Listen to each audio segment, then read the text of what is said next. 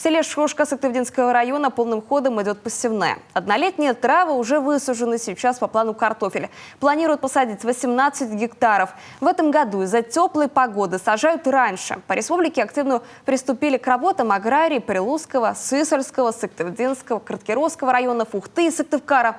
На просторах сельских полей побывала Анастасия Тюрнина.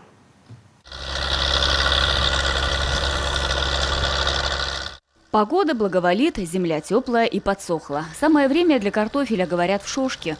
На этом поле высадят 9 гектаров – Романы и Глории. Это районированные сорта. И не первый год дают урожай в селе.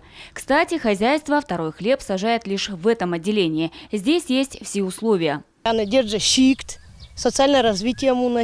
Здесь социальное развитие села. Задействованы в этом деле люди. Как и раньше, сажают картофель. Раньше даже школьников привлекали. Сейчас такого нет, конечно. Шошка – огромное село. Несколько стад коров здесь есть. Вот и картофель разводим.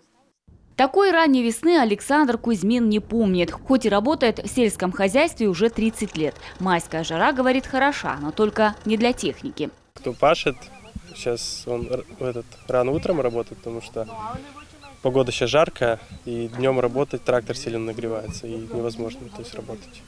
И вот они сейчас утром выходят рано работать, пока прохладно. На поле выходит один трактор. Его к посевной готовили тщательно. Искали запчасти, ремонтировали. Еще одна проблема. Семян картофеля в Шошкинском отделении хватит лишь на эти 9 гектаров.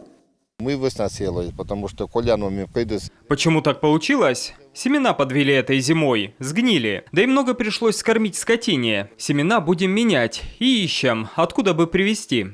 На остальные 9 гектаров семена привезут скорее из Центральной России. Сейчас директор совхоза ведет переговоры с поставщиками. А вот эти шошкинские поля уже зеленеют будущими кормами. Кроме многолетних, посажены однолетние.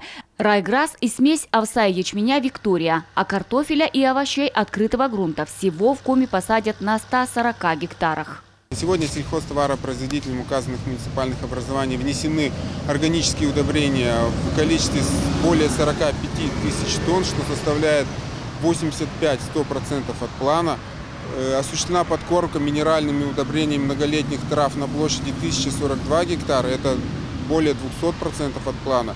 Произведена вспашка и дискование на площади 1232 гектара.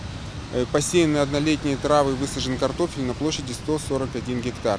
В числе передовиков посевной сегодня Прилузский, Сысольский, Сыктывдинский и Карткировский районы. Остальные муниципалитеты тоже на днях начнут сажать картофель. Анастасия Тюрнина, Иван Богомолов, телеканал Юрган.